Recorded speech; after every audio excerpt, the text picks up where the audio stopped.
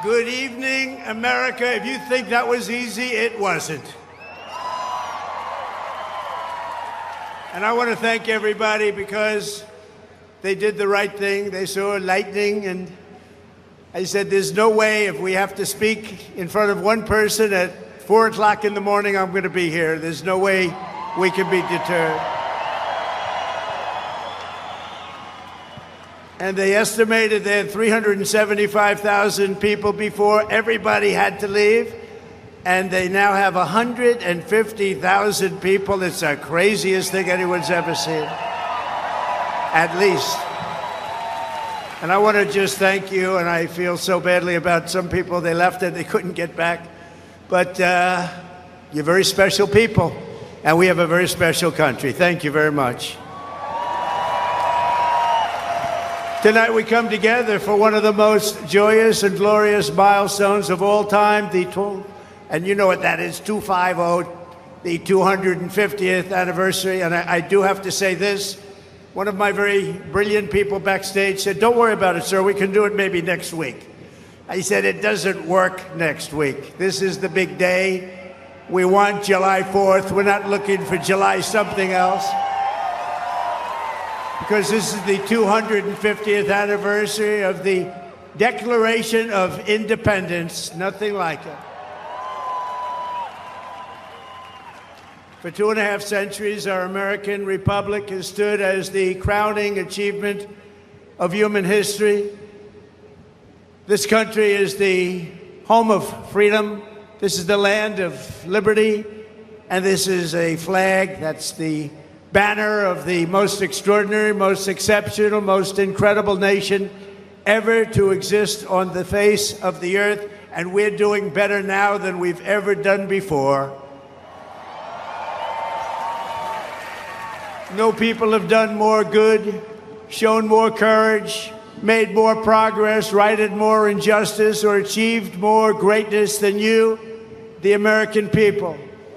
For 250 years, the United States of America has been the hope, the promise, the light, and the glory among all of the nations of the world. All over the world, they try and be like us. Nobody can be like us. And with God's help, we will always be this or even better. We're going to be better. Here in our National Mall, we're celebrating freedom's triumph over tyranny, liberty's conquest over oppression, and the enduring victory of the American spirit from the July 4th, 1776 to July 4th, 2026. Big dates. That's big dates. Two big ones. And tonight our country is stronger, freer, richer, safer, and prouder than ever before. But it all started with the miracle of history that lives forever in the heart of every single patriot. In Philadelphia, our founding fathers summoned the courage of giants and the wisdom of centuries to boldly proclaim these timeless truths. They declared that all men are created equal, that they are endowed with sacred, unalienable rights by the hand of our Creator, and that among these are life, liberty, and the pursuit of happiness. In signing their names to the roster of freedom, those 56 patriots put everything at risk, stepped onto the stage of destiny, and seized a victory for the ages, and that's what it was. And this is an evening for the ages, I believe. This is something very special. This is bigger than if we didn't have the lightning blaring. We had lightning blaring, but this is bigger. Little more inconvenient, but it's bigger. I think in its own way, it's more beautiful. From the beginning, we were a nation that lived by the motto, victory or death, and live free or die. 1 out of every 100 Americans gave their lives in the fight for independence to remind us of who these heroes were and what they gave us. We are honored to have here tonight in the heart of our nation's capital one of the very first American flags ever to exist. Dating back to 1777, it bears the 13 stars and 13 stripes of the 13 states that declared independence on the 4th of July.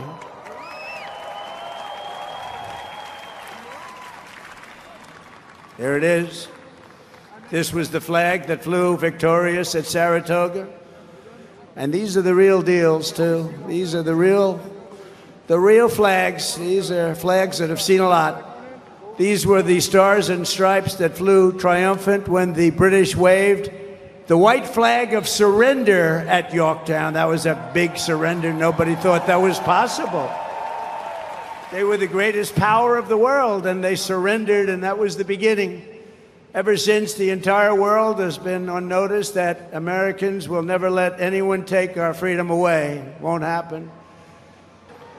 Americans must never forget that we are a historic and heroic people with a heroic spirit and a heroic purpose on this beautiful earth of ours.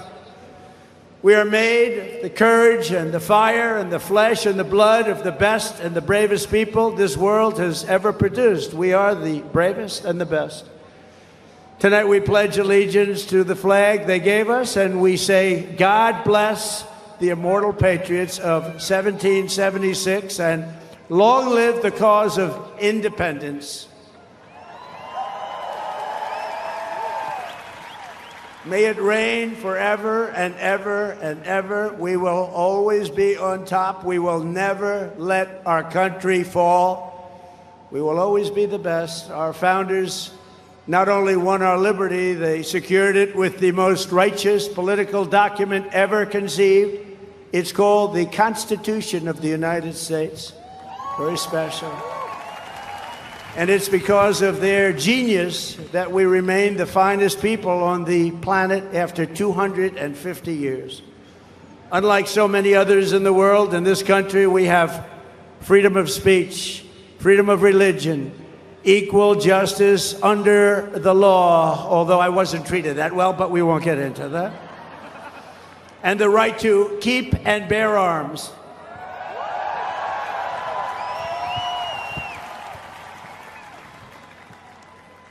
And for the almost 6 years that I was president, I guarded very, very powerfully your Second Amendment, and they didn't do a thing to it, and it was not easy.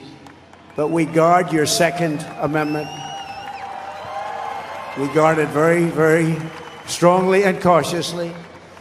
Across the generations, Americans have fought, bled, and died, not just to secure those rights, but to expand them to citizens of every race, religion, color, and creed, because we are one people, we are one family. You showed that tonight with one flag, and as our Declaration of Independence tells us, we are all made in the image of one Almighty God.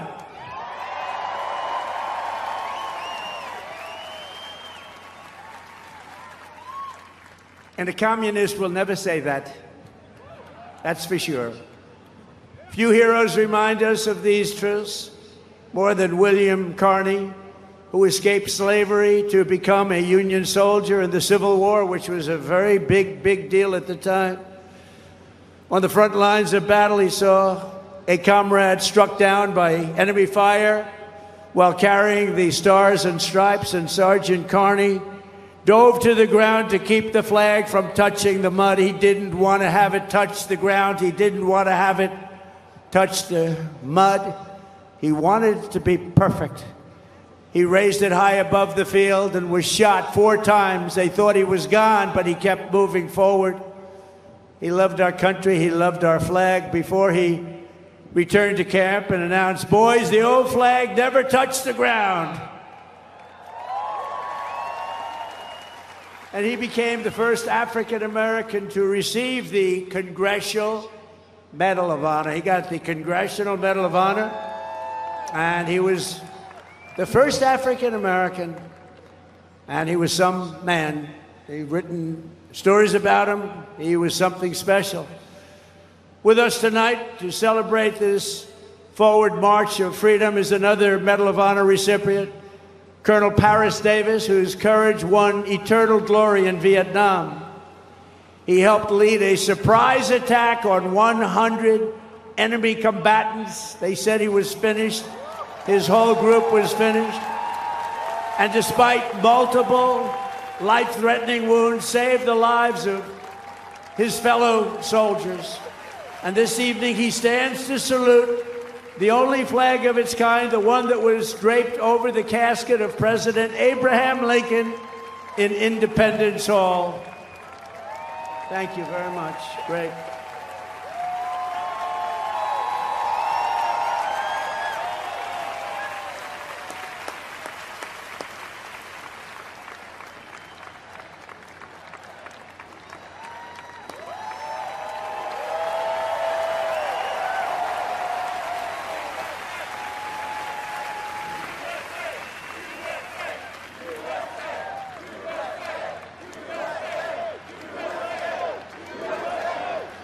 He looks better than I do. He looks great, and he's brave. Because of heroes like these, our flag will always be a symbol of liberty and justice for all. Colonel Davis, thank you very much. Great man. Great man, thank you. Americans expanded the blessings of freedom, and we have never stopped expanding our ambitions and our dreams. We had the American dream. We never had the American dream, however, like we have it right now. The American dream is back, very strong, beautiful. You know, to get into our military now is tough. 2 years ago, we couldn't fill a job, and now it's overflowing. We have so many, setting records. We're setting records. It's actually hard to get in. That includes our great police forces and our firemen. They couldn't hire anybody. Nobody wanted to do it. Now it's hard to get those positions, but it's really hard to get into our military because people respect and love our country again. Our rise to being the world's strongest and most powerful nation was no accident of history. We rebuilt our military in my first term. We use it a little bit in our, actually I should say third term, but I won't do that because I don't want any controversy. But we use it, and we've had tremendous success. You look at Venezuela, you look at Iran, we wiped it out, wiped out their military. Americans crossed the Great Plains, scaled the Rockies, we just tamed the wilderness and conquered the frontier and built the empire. It's called the Empire of Liberty. We laid down the railroads, raised up the skyscrapers, those beautiful skyscrapers, and dug out the Panama Canal, considered the eighth wonder of the world, which everyone said was an impossible thing to do. And by the way, 38,000 Americans died to give us one of the greatest engineering feats of all time, the Panama Canal. This was the unstoppable spirit that created the world's most powerful industries and built the strongest military anyone had ever seen. And today it is stronger and more powerful than it ever was before. American grit, boldness, and daring forged heroes like Davy Crockett, Wyatt Earp, Annie Oakley, Teddy Roosevelt, and the legend of the Wild West, Buffalo Bill Cody. These were great, powerful people whose incredible grandchildren happen to be with us tonight. And they stand alongside one of the first American flags ever to fly over our expanding nation. It was carried west just as Lewis and Clark began their journey in 1803. Thank you very much. Thank you. Thank you very much. Great to have you. Great to have you, to honor this audacious and indomitable soul of America. We also have the first flag ever to fly over one of the greatest architectural feats of all time, a thing called the Brooklyn Bridge, one of the most beautiful bridges anywhere in the world, built a long time ago. To its right, the banner that flew atop our flagship after America's Navy sank the Spanish fleet to the bottom of the Manila Bay, one of the greatest naval victories in history. Much like our recent victory by sinking the entire Iranian Navy, 159 ships, to the bottom of the sea, all done in just a moment's time, happened very quickly. We have the greatest military anywhere in the world. And next to it, we also have the flag that was given to that immortal, just a fantastic, immortal Rough Rider, the one and only. And I was at the museum the other day at its opening. Theodore Roosevelt, when he returned triumphant from Cuba, printed with the words, "Welcome home, Colonel Roosevelt." He was the victor of San Juan Hill. He was a great gentleman. Americans won the West and built the modern world because America is a nation of winners. And today our country is winning again, and we're winning like never before. America is back, and we want to keep America great, and we will do so by approving the Save America Act, which means all voters must show voter ID. All voters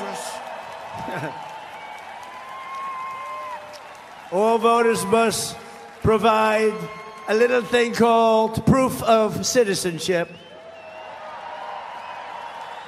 And there will be no mail-in ballots except for illness, disability, military deployment, or travel. And you won't have cheating on the elections anymore. It's very simple. Together, we are also reasserting the truth that American strength and power is not something to be ashamed of.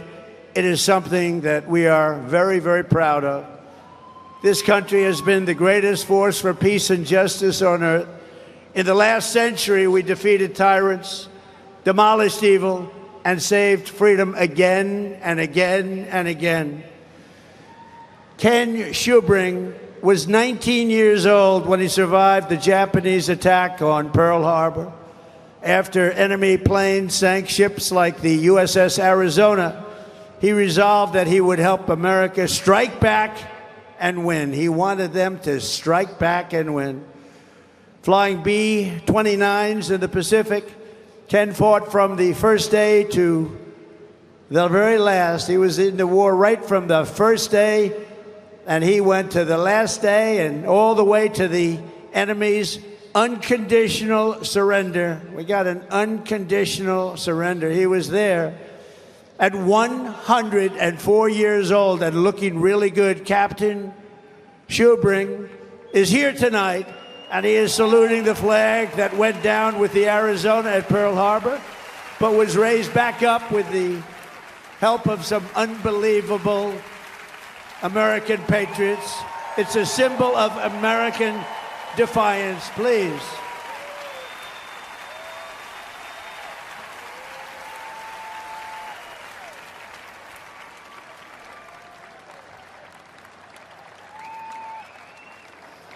Thank you, Captain. Thank you, Captain.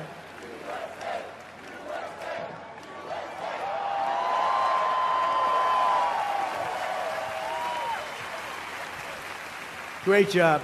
Thank you very much. You have very good genes. That's his son. His son's going to be around a long time. Thank you very much, Captain. On D-Day in World War II, Navy Lieutenant Arthur Rose commanded 36 landing craft as part of the largest naval armada in history. Recalling that sight, he wrote home to his parents, "What a country we are." At 107 years old, Lieutenant Rose is here to salute one of our nation's most prized possessions, the flag that flew aboard the first landing craft on D-Day and led the first Americans onto the beaches of Normandy to liberate Europe and defeat Nazi fascism forever.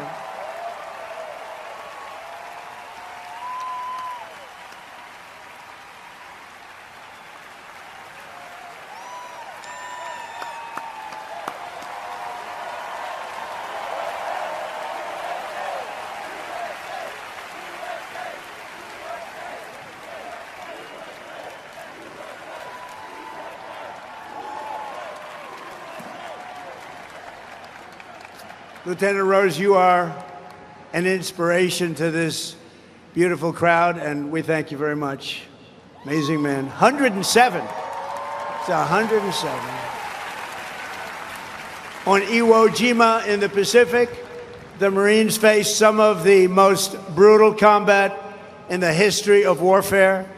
They shed their blood for every inch of mountain that they reached. And when they reached the summit and raised the stars and stripes for all to see, it was so special to everybody there. Everybody there and everybody watching. They couldn't believe it. It wasn't supposed to happen. With us today is one of the last survivors of that battle, 101-year-old Marine Corporal Don Graves. And he's here to salute that famous flag he saw rise in the glory of Iwo Jima 81 years ago, and you've all seen that flag many times.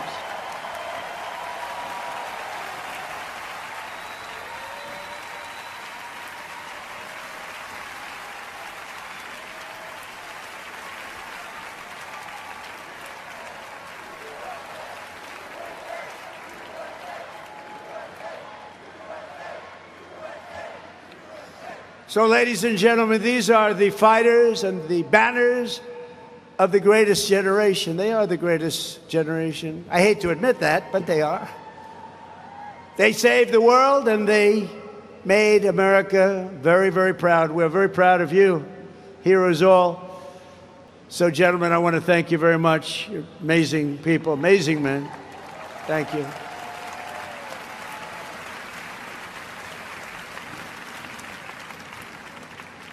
How about that, huh? Isn't that great? What an honor it is to be with them. Think of it, 107. That's up there, but hopefully he's got 20 good years left. Through the generations, Americans have never stopped striving to lift humanity to new heights. In 1903, the Wright brothers from Ohio fulfilled the age-old dream of mankind to fly. That's right, they're from Ohio, great state. And within 66 years of inventing the airplane, Americans planted our flag on the moon. Just 3 months ago, we sent American astronauts back to the far side of the moon, and this time they flew further from Earth than anyone has ever flown before. And here they are.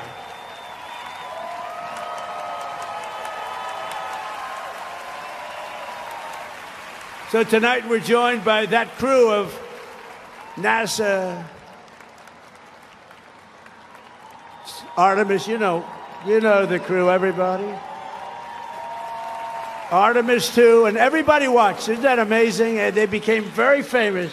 Everybody watched. I was watching. I don't know what it was. That one got the attention of everybody. And along with the last man to walk on the moon, Apollo 17 astronaut Jack Schmitt. Thank you, Jack. You look like you could be with them, Jack. You look very good. You look very good, Jack. Thank you very much. What a job. Everybody was watching. I was with a group of people that normally wouldn't be watching, and we were having a big dinner, and they all said, we want to turn on, we want to watch Artemis 2. A lot of people said, what is that? By the end of the evening, they knew. It was amazing. And along with Jared, where's Jared? He's so great. He's running NASA. What a job he's done. So I want to thank you all. Thank you very much. Great job. So these champions of flight stand this evening beside the flag flown on the Wright brothers airplane, piloted by Orville Wright. It's the exact flag, very historic. And they are honored to be here. They told me today they were really amazed to be here with that flag. That's a very special flag if you're in the world of flying aircraft. So congratulations to everybody. Fantastic job. Very proud of you. And I have a special gift for these patriots. This morning on America's 250th birthday, a new flag was flown above the United States Capitol. And tonight I present it to you to soon be planted by American astronauts on their upcoming return to the moon. And in addition to that, I gave them and all of the great heroes that you saw up on stage tonight and a few others that couldn't quite make the stage. I gave them a very special medal from the White House, so it's an honor. Thank you very much, everybody. Appreciate it. So then I assume you're going to be heading to Mars, right? We're going to be going to Mars very soon. And I think that's something that we do have in mind. And we're going to do the moon, and we're going to go from there. We're going to go to Mars, and we're going to continue to be way ahead. You know, we did Space Force. That was something I was very proud of. And some people smiled. They thought it was foolish. And now they're finding it's one of the most important things that we've done. We were losing to China and to Russia in space, and now we're leading them by giant steps, and it's a great thing, and it's people like that really, like you, that made it happen. Thank you very much, everybody. Thank you very much, Jack. So as we celebrate America's unmatched achievements and unlimited potential, we never forget that none of this would have been possible without those who gave everything so that we could reach this 250th year of freedom. We are honored to be joined by 11 Gold Star family members. The Gold Star family, that is one of the great tributes. It's one of the great honors, a tough honor.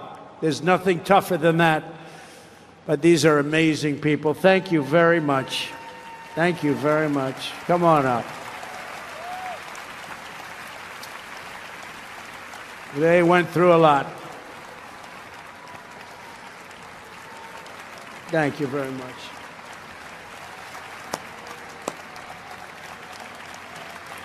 And that special person is looking up there and looking down at mom and dad, husband, wife, but they're looking down with great pride. You know that.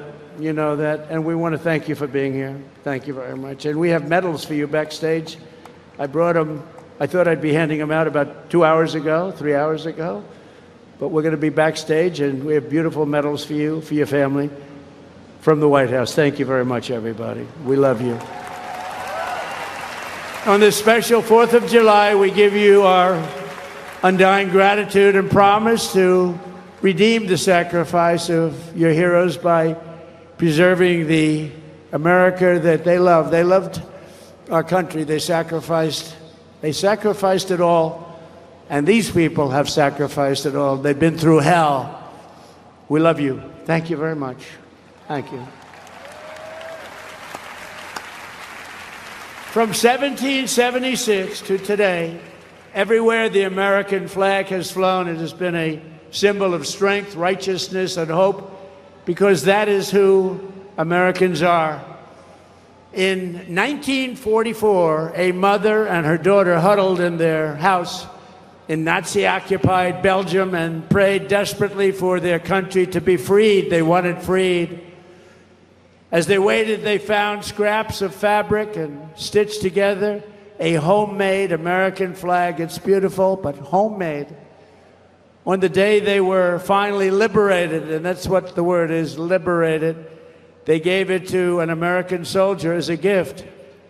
Little did they know that that soldier's great-grandfather was none other than the author of our Star-Spangled Banner, Francis Scott Key. And tonight, the next generation of the Key family is with us.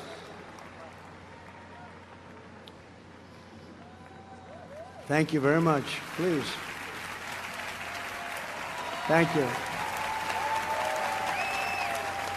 Major Kyle Key has spent 23 years in the U.S. Army, highly respected, and this evening he proudly salutes the old flag that was made by the Belgian woman so beautifully, and who knew that America means hope and freedom. Congratulations, and thank you for being here very much.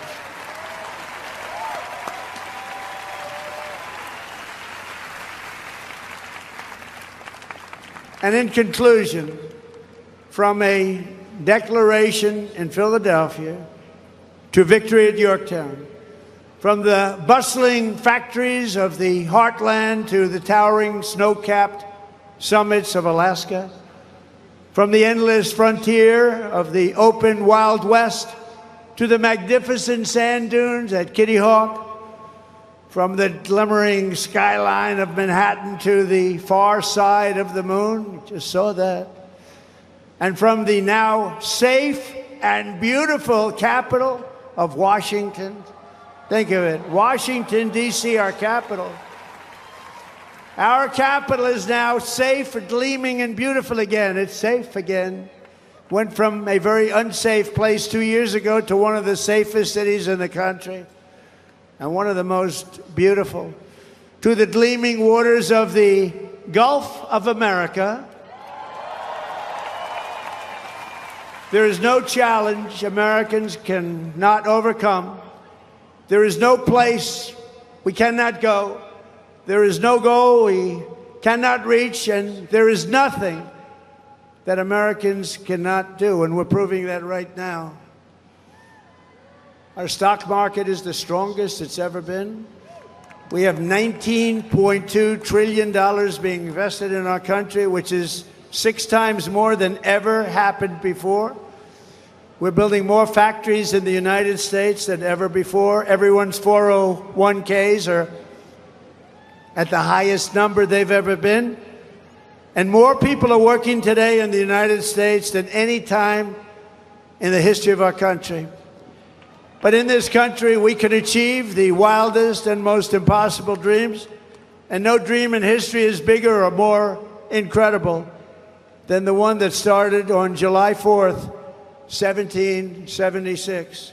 The war for independence was launched by Minutemen, farmers, blacksmiths, tradesmen, who took up their muskets against the mightiest army on earth, the most powerful army, an unbeatable army, until they met us. No one made them do it. They fought because they knew that a free people must have a free country. Over 250 years, the world has seen the great empires, vast kingdoms, mighty nations, and terrible tyrants. They came and they went. But after 2.5 centuries, this American republic still stands tall and strong, and we love each other. That showed tonight. You heard it was over, and what happened? You came back.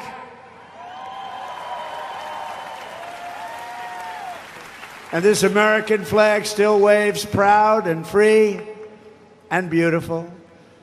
We have thrived and flourished because our founders were great. Our cause was just, our people are brave, our culture is exceptional, and our destiny is written by God.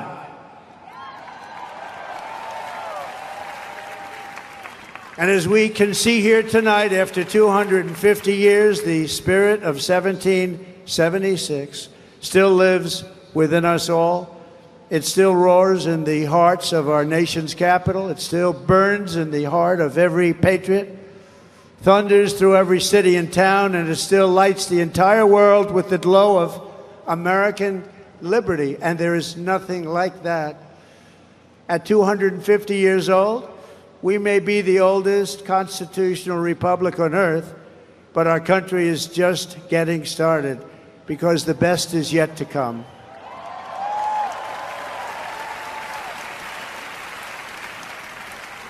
This is only the dawn of the golden age of America, and on this 250th 4th of July, we declare, just as they did 2.5 centuries ago, that for our country and for our children and for the cause of liberty, we are going to take our country to new levels, to levels not reached. We're going to make it bigger, better, stronger, and we're going to love it even more.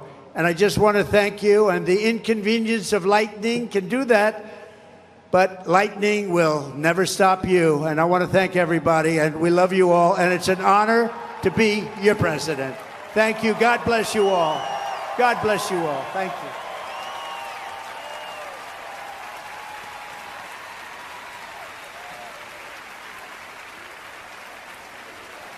We have a great fireworks display tonight, and I'm going to be watching it with you. It's going to start very quickly. So thank you very much. You're going to really like this. Thank you very much, everybody.